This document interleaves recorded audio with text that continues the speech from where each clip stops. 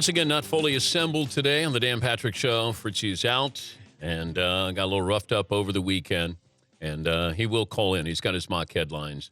And you can imagine, Fritzy's out today. Yeah, Mr. Bronco is out today. Just a coincidence, Tony. Oh, wow. Should I believe him? If you were the coach and... I'd be questioning You that. would? Yes. Yeah. Yes. So Fritzy is texting me last night, and he feels bad for NBC because it's 24-0. He goes, I feel bad you're losing your audience. And I said, that don't worry about that. And then Seton tweets out, and so begins the greatest comeback of Tom Brady's career. So people started killing Seton because he says that at halftime. Fritzy, at the end of the third quarter, he texts me to say, this sucks, exclamation point. And that's as close as he comes to swearing. Yeah, this sucks, exclamation point. Tony Dungy joining us here. We were talking about, what happened last night. And Rodney Harrison said at halftime, Bill Belichick is probably there, not yelling or screaming, just saying, look, guys, we get the ball, start the second half, got 30 more minutes. Let's make it all count, and let's score on that first drive. They go up and down the field in less than 2 minutes, and all of a sudden, what are you thinking? Well, I'd been in a couple of those games before where you're behind and nothing worked and you self-destructed, and you actually don't feel bad as a coach because it's like the game plan is not broken. Denver hadn't really stopped them other than turnovers, and Peyton wasn't carving them up. So you say, we don't need to change anything. We just need to hang on to the ball, and we just need to do what we do. And, once that momentum swung, once they got a couple plays, it was amazing. Explain to me why the commitment to the running game for Denver in the first half, and then in the second half, Peyton didn't do much passing even when he had to. Well, it's New England played us like that one year, 2004 actually, the big year that we had. Peyton had the 49 touchdowns. He just said, we're going to stay in – I'm going to cover these receivers, and Ezra and James did the same thing. And we just ran and ran and ran and ran, but we couldn't score enough to win. And that's what he said. I'm going to give you these run looks. I'm going to double cover. I'm going to make everything look like you should run the ball. And that's what they did. But in the second half, they couldn't get those key plays in the red zone to score. All right.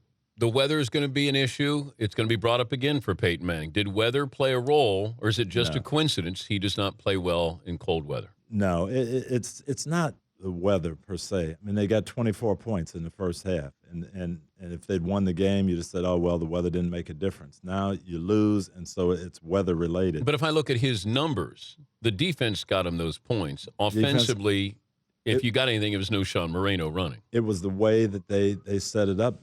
That's the way Bill Belichick played. And he said, you know what, I'm going to take away what you do best. I'm going to force you to do something else. No Sean Moreno can run for 300 yards, and if we'll score enough to win. Now, if they lose the game 35-0, then everybody says, what kind of game plan was that? But they ended up coming back winning. Belichick says in overtime, you can have the ball first. I knew he was going to do that. Why? Parcells' disciple, win factor, and just the way that the rules have changed now, having the ball second is not all bad. Now, you're worried about, will Peyton Manning drive it down? But going against the wind, you play the percentages. He always, and he'll say, he learned that from Belichick and in the Giants' old stadium, utilizing the wind. I thought it was brilliant. We see Belichick pockets there where he probably gets too much credit sometimes, maybe not enough credit, sometimes too much blame, maybe not enough blame. But last night, how much credit do you give Belichick for that win? I think it's the whole aura and the system. Like Rodney says, hey, we're not going to panic. We're a good team. We'll do what we do. And, just that sense of, hey, we're the Patriots and we're going to be fine. I thought, the game plan was sound. It was good, but you still have to have Tom Brady to execute. If you're down 24-0 and you've got, Scott Tolzien, it's not going to look quite as good. And I know we've had these discussions. You coached Peyton for 7 years, and I've said I got to hold him accountable for big games, what he does in the playoffs. He's got a losing record there. What would change your opinion of saying Brady is a better quarterback than Peyton Manning? Is there anything that Tom could do where you'd say, you know what, I'll give you that Brady's a better quarterback? Probably not. Nothing. Tom Brady is exceptional. But is it just your love of Peyton? If I took away that, your relationship, that he was there for you all the time, can you still look at Brady as, if I had one game to win, who do you want? I still want Peyton Manning, and maybe it is what I've seen from the inside, and Bill Belichick would probably feel the same way. I've seen Tom Brady in these situations. I know what he's going to do. We've defended Brady in games where, we've had the edge and we've had the better team, and he's played great. He hasn't won them all, just like Peyton hasn't. What's Brady's weakness? I don't know that he's got a weakness. But what'd you force him to do? Just like everybody else, if you can put pressure on him, don't let him sit in the pocket. If So you can pressure rush up with the four middle, guys, but you doesn't had, matter where the pressure comes from. If you can pressure if you have to blitz to get to him, too smart, too quick a release, sees the one-on-ones. If you can but that's any quarterback. If you can get pressure without blitzing and mix your coverages, you've got a chance. Well, and we were talking about this prior to the game on Football Night in America. The relationship between Brady and Manning is really incredible. That these are, if you know them, they're extremely competitive, and you would have thought fierce rivals. These guys are best buds here.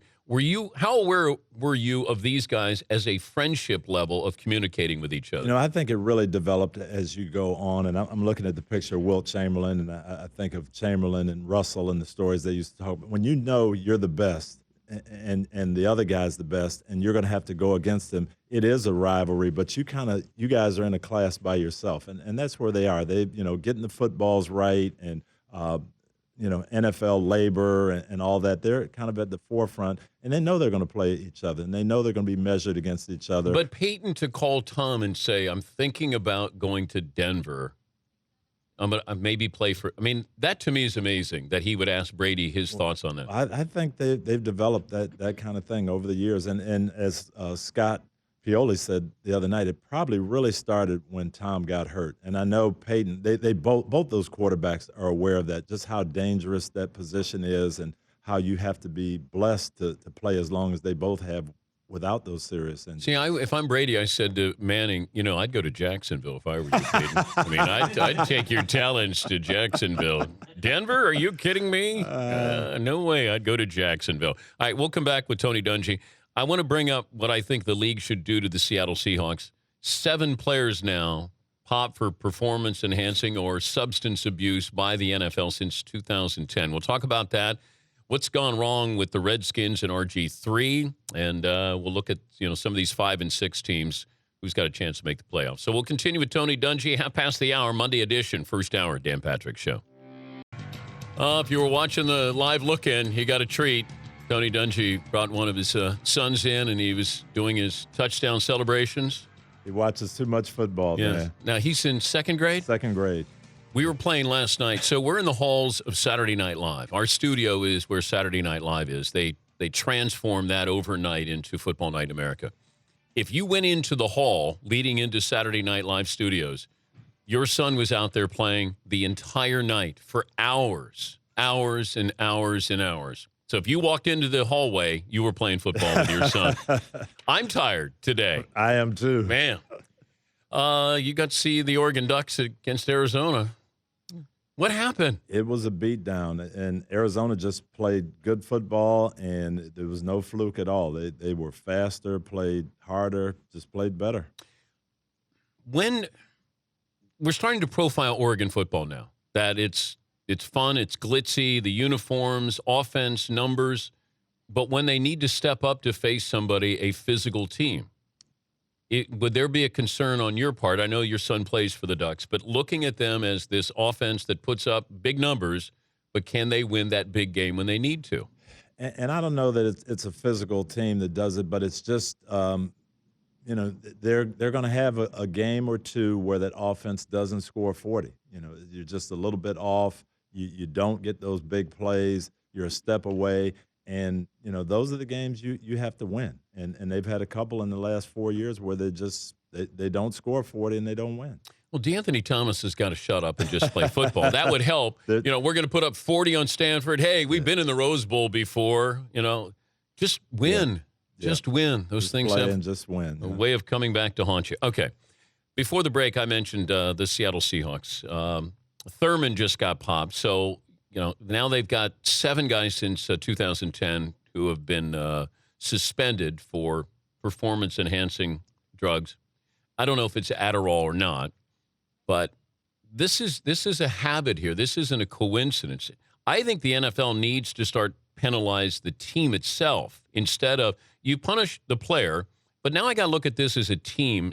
What would you do if you were the commissioner? No question. That is what I would recommend. That you're going to get we'll give you a hall pass on 1 or 2, but you have 4, 5, 6, 7 instances, any type of off-field stuff. You've got to look at the team and say, okay, now you're going to get a penalty, whether it's draft choices or fines.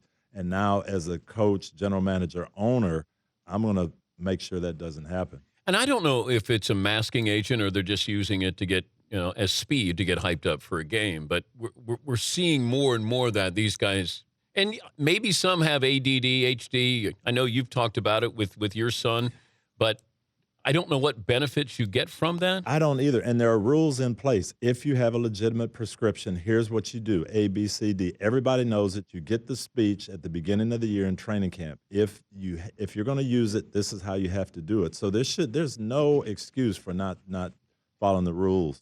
And they got the Saints. They're going to be with, 3 corners, I think, when they face the Saints. So Browner's out, Thurman's out. Yeah, yep. And that's not a team you want to play down on defensive. Even if you got your full arsenal there.